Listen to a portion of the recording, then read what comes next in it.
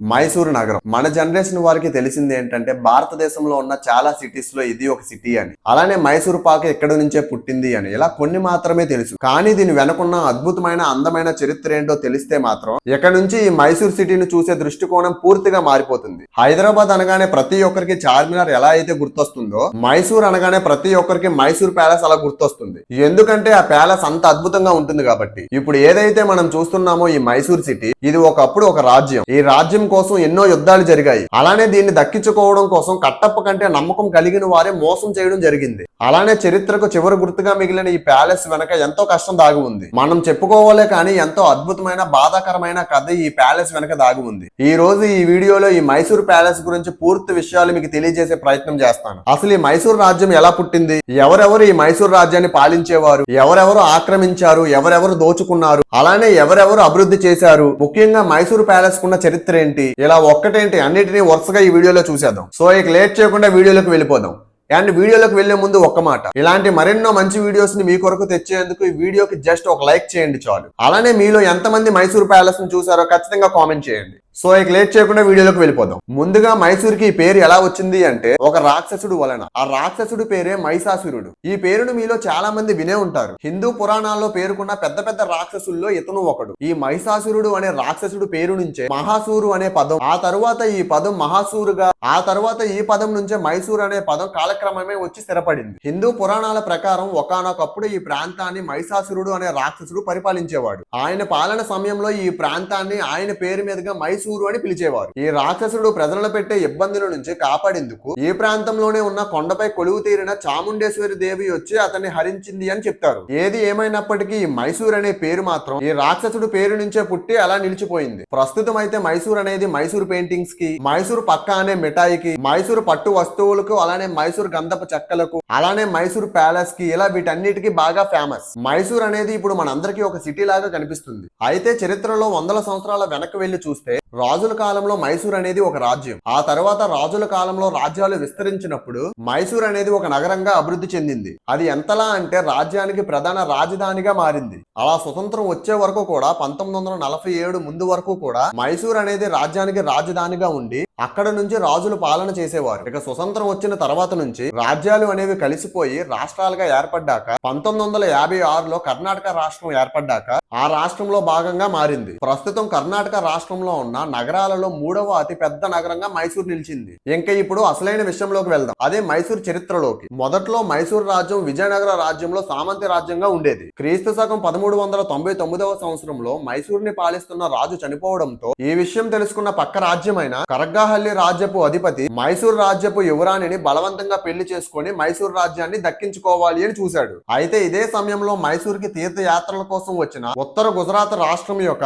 ద్వారకాకు చెందిన ఎదురయ్య కృష్ణరామ అనే ఇద్దరు యువరాజులు స్థానిక మహిళలు మైసూర్ యువరానికి జరుగుతున్న అన్యాయం గురించి మాట్లాడుకుంటూ ఉంటే వీళ్ళిద్దరు విన్నారు. దీంతో విషయం తెలుసుకున్న ఈ ఇద్దరు యువరాజులు వారి సైన్యాన్ని సమీకరించి కరగ్గాహల్లి ప్రాంతపు అధిపతిని చంపి చివరకు ఆ యువరాణిని రక్షించారు. దాంతో కృతజ్ఞతలతో ఆ యువరాణి ఆ ఇద్దరు యువరాజుల్లో పెద్దవాడైన ఎదురాయిని వివాహం చేసుకుంది. ఆయనే మైసూర్ రాజ్యాన్ని పాలించిన వడియర్ రాజవంశానికి చెందిన మొదటి పాలకుడు. ఎదురాయ మైసూర్ యువరాణి అయిన చిక్క దేవరాశిని వివాహం చేసుకున్న తరువాత ఎదురాయ వడియాగా ప్రజల చేత పిలువబడ్డాడు. ఆ తర్వాత కాలంలో ఈ వడియర్ అనే పేరు మైసూర్ రాజవంశంలో అందరికీ సంక్రమించింది. వడియర్ అంటే కన్నడ భాషలో ప్రభువు లేదా యజమాని అని అర్థం. అలా క్రీస్తు శకం 1423 వరకు ఎదురాయ వడియర్ గా మైసూర్ రాజ్యాన్ని విజయనగర రాజ్యంలో ఒక భాగంగా పరిపాలించారు. ఇంకా ఎదురాయ వడియర్ తరువాత తన వారసుడు కూడా మైసూర్ రాజ్యాన్ని విజయనగర రాజ్యంలో సామంతి రాజ్యంగా పాలించాడు. ఇంకా విజయనగర రాజ్యానికి శ్రీకృష్ణ దేవరాయలు రాజుగా ఉన్న కాలంలో విజయనగర రాజ్యానికి మైసూర్ రాజ్యానికి మంచి బంధం ఉండేది. మైసూర్ రాజ్యం యొక్క అభివృద్ధికి శ్రీకృష్ణ దేవరాయలు కూడా ఎంతగానో సహకరించారు. కానీ శ్రీకృష్ణ దేవరాయలు మరణం తర్వాత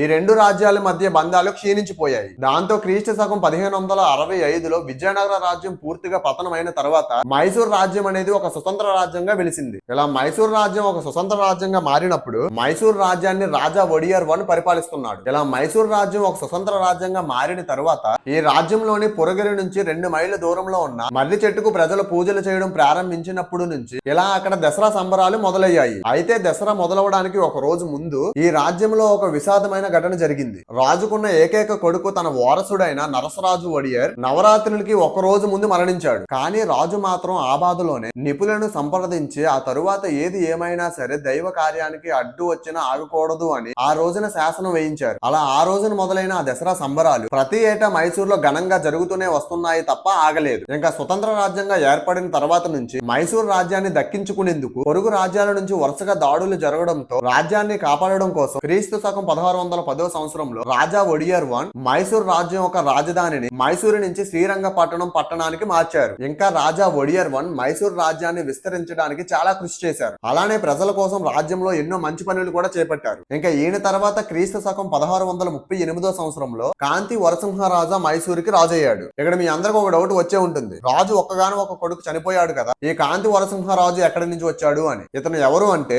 మొదట రాజు ఒక భార్య దత్తత తీసుకున్న కొడుకు. ఇంకా ఈయన అధికారంలోకి వచ్చిన తర్వాత మైసూరుని తమిళ్లోని తిరుచు వరకు విస్తరించారు. ఇంకా ఈయన తర్వాత చిక్క దేవరాజా మైసూరుకి రాజయ్యాడు. ఈయన రాజ్యపాలన వ్యవస్థలో చాలా మార్పులు తీసుకువచ్చారు. పాలన వ్యవస్థను 18 భాగాలుగా విభజించారు. ప్రతి భాగాన్ని పర్యవేక్షించడానికి ఒక మంత్రిని కూడా నియమించారు. అలానే రాజ్యానికి సంబంధించిన సైన్యం మరియు యుద్ధం యొక్క పూర్తి అధికారాన్ని సేనాధిపతికి ఇచ్చాడు. ఈయన చేసిన అతి పెద్ద తప్పు ఇదే. సైన్యాధిపతికి సైన్యం మీద పూర్తి అధికారాన్ని ఇచ్చేశాడు. ఎంతలా అంటే ఎటువంటి వ్రతపూర్వకమైన సమాచారాన్ని రాజు ఖండించకుండానే మైసూర్ రాజ్యాన్ని కాపాడడానికి అలానే ఇతర రాజ్యాలపైన యుద్ధాలు చేయడానికి కూడా సైన్యాధిపతికి పూర్తి అధికారాన్ని ఇచ్చేశాడు. మొదటి నుంచి కూడా మైసూర్ రాజ్యాన్ని పాలిస్తున్న రాజు మతాలకు కులాలకు అతీతంగా పాలన చేశారు. మత భేదాలు లేకుండా అర్హులైన వాళ్ళకి అధికారాలు అప్పగించారు. ఇక్కడ నుంచి స్టోరీ చాలా ఇంట్రెస్టింగ్ గా ఉంటుంది, స్కిప్ చేయకుండా చూడండి. కానీ సైన్యాధిపతి అయిన హైదర్ అలీ మత పిచ్చి కలిగిన వాడు కావడంతో రాజు తనకిచ్చిన అధికారాన్ని వాడుకొని సైన్యంతో తిరుగుబాటు చేసి రాజును ఓడించాడు. ఆ తరువాత ఆ మైసూర్ రాజ్యానికి తనే రాజుగా ప్రకటించుకొని ఆ రాజ్యాన్ని పాలించాడు. అలా రాజవంశం ఒడియర్ చేతిలో నుంచి రాజ్యం ఈ ముస్లింల చేతిలోకి వచ్చింది.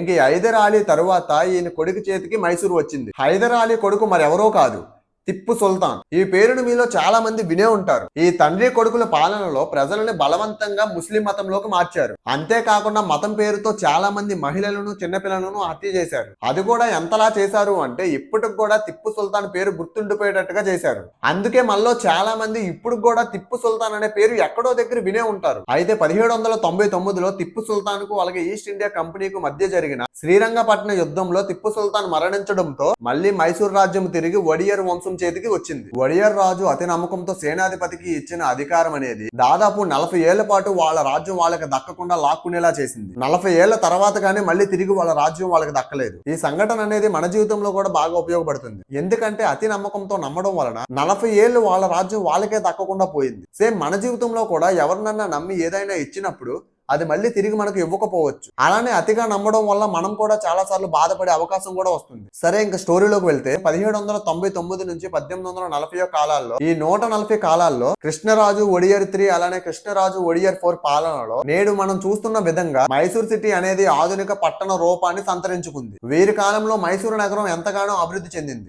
ఇంకా మైసూరుకే అందాన్ని తెచ్చిన మైసూరు ప్యాలెస్ గురించి చూస్తే ఒడియర్ రాజు వంశీయులు 14వ శతాబ్దంలో మొదటిసారి మైసూర్ ప్యాలెస్ ను నిర్మించారు. ఈ ప్యాలెస్ ని మొదట్లో చెక్కతో నిర్మించారు. కానీ క్రీస్తు శకం 1638లో పిడుగు పడడం వల్ల ఈ ప్యాలెస్ నాశనం అవ్వగా తిరిగి మళ్ళీ నిర్మించారు. తర్వాత 1638లో మరొకసారి టిప్పు సుల్తాన్ ఈ ప్యాలెస్ ని మొత్తం కూల్చివేయడంతో మళ్ళీ తిరిగి నిర్మించారు. ఇంకా తర్వాత 1897 సంవత్సరంలో అగ్ని ప్రమాదం వల్ల మరొకసారి ప్యాలెస్ మొత్తం ధ్వంసం అయింది. దీంతో 1897 కాలంలో కృష్ణరాజు ఒడియర్ 4 అలానే తన తల్లి మళ్ళీ మైసూరు ప్యాలెస్ ని నిర్మించాలి అని అనుకున్నారు. దీనికోసం హెన్రీ ఎర్విన్ అనే వ్యక్తిని ప్యాలెస్ ని కట్టడానికి ఆర్కిటెక్చర్ గా ఎంచుకున్నారు. ఈయన అప్పటికే కొన్ని ప్రముఖమైన కట్టడాలకు భవన నిర్మాణవేత్తగా పనిచేశారు. అలానే ఫాదర్ ఆఫ్ మోడర్న్ ఇంజనీర్ గా సార్ మోక్షగుండ విశ్వేశ్వరయ్య గారు కూడా ఈ ప్యాలెస్ కి చీఫ్ ఇంజనీర్ గా పనిచేశారు. అంతేకాక ఈ ప్యాలెస్ నిర్మాణంలో ఎగ్జిక్యూటివ్ ఇంజనీర్ గా పనిచేసిన బిపి రాఘవేంద్ర నాయుడు గారు మన తెలుగు వారు కావడం విశేషం. ఇలా వీళ్ళంతా భాగం కాగా ప్రస్తుతం మనం చూస్తున్న ప్యాలెస్ అనేది ప్రాణం పోసుకుంది. ఇంక ఈ మైసూరు ప్యాలెస్ ఒక అసలు పేరు అంబస్ విలాస్. కానీ పర్యాటకుల వల్ల ఇది మైసూరు ప్యాలెస్ గా ప్రసిద్ధి. మన భారతదేశంలో తాజ్ మహల్ తర్వాత ఈ మైసూరు ప్యాలెస్ అనేది పర్యాటకుల చేత ఎక్కువ ఎక్కువగా సందర్శించబడే ప్రదేశం.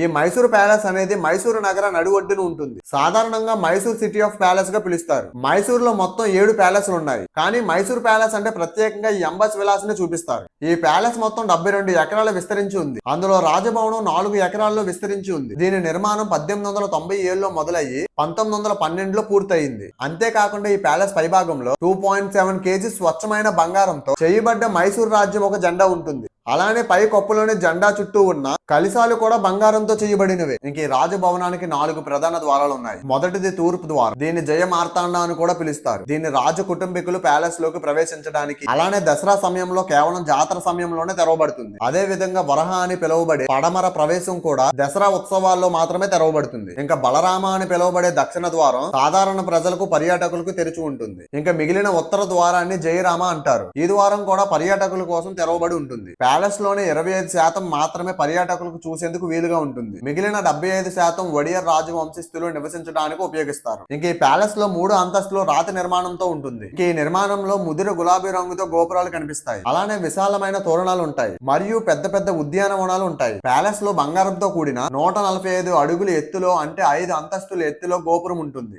అలానే 2 దర్బార్ హాలు ప్రాంగణాలు, అలంకరించబడిన ద్వారాలు మరియు రాజు కుటుంబీకులు నివసించిన గృహలు. ఈ ప్యాలెస్ లోని ప్రతి అణువులో కళాత్మక నైపుణ్యం ఉట్టిపడుతుంది. ముఖ్యంగా ప్యాలెస్ లోని లోపల భాగం మనల్ని మంత్రముగ్ధులు చేస్తుంది. విశాలమైన దర్బార్ హాల్, నమిలి నేపథ్యంలో నిలిచిన కళ్యాణ మండపం, బొమ్మల మండపం మరియు ప్యాలెస్ లోని మ్యూజియం. ఈ ప్యాలెస్ లోని వెండి తలుపులు, టిప్పు సుల్తాన్ కత్తి, రాజా రవివర్మ గీసిన అనేకమైన చిత్రాలు, ఆయుధాలు మరియు ఫిరంగులు ఉన్నాయి. అలానే 44 కిలోల బంగారంతో అలంకరించబడిన సింహాసనం ఈ మ్యూజియం లోని ప్రధాన ఆకర్షణ. మైసూర్ రాజుల ఒక రత్నాలు పొదిగిన బంగారు సింహాసనం మ్యూజియం లో మనం చూడవచ్చు. అంతేకాకుండా ఈ మైసూర్ ప్యాలెస్ లో దసరా సమయంలో మరియు ప్రభుత్వ సెలవులలో రాత్రి సమయాన 97,200 బల్బులతో లైట్స్ అండ్ సౌండ్ షో ని నిర్వహిస్తారు. ఈ లైట్ అండ్ సౌండ్ షోలో సంగీతంతో పాటు మేల్ అండ్ ఫిమేల్ వాయిస్లతో మైసూర్ ప్యాలెస్ ఒక చరిత్రను నాటక రూపంలో ప్రదర్శిస్తారు. ఇంకా చివరగా దసరా సెలబ్రేషన్స్ గురించి కూడా వివరించి ఈ వీడియోని ముగిస్తాను. గత 500 సంవత్సరాల నుంచి దసరా సంబరాలు అనేవి ఇక్కడ రంగరంగ వైభవంగా జరుపుకుంటారు. దేశం మొత్తంలో జరిగే విజయదశమి సంబరాలు ఒక ఎత్తు అయితే ఈ మైసూర్ లో జరిగే సంబరాలు ఒక ఎత్తు. క్రీస్తు శకం 1610లో రాజా ఒడియర్ వన్ మైసూర్ దగ్గరలో ఉన్న శ్రీరంగపట్టణంలో మొదటిసారిగా దసరా సంబరాలు నిర్వహించారు. అప్పటి నుంచి ఇప్పటి వరకు సుమారు 500 ఏళ్ల నుంచి రాజవంశస్థుల చేత మైసూర్ రాజ్యంలో దసరా సంబరాలు నిర్వహించబడుతున్నాయి. ఘనంగా జరిగే ఈ దసరా సంబరాలను చూసేందుకు దేశ విదేశాల నుంచి లక్షలాది మంది పర్యాటకులు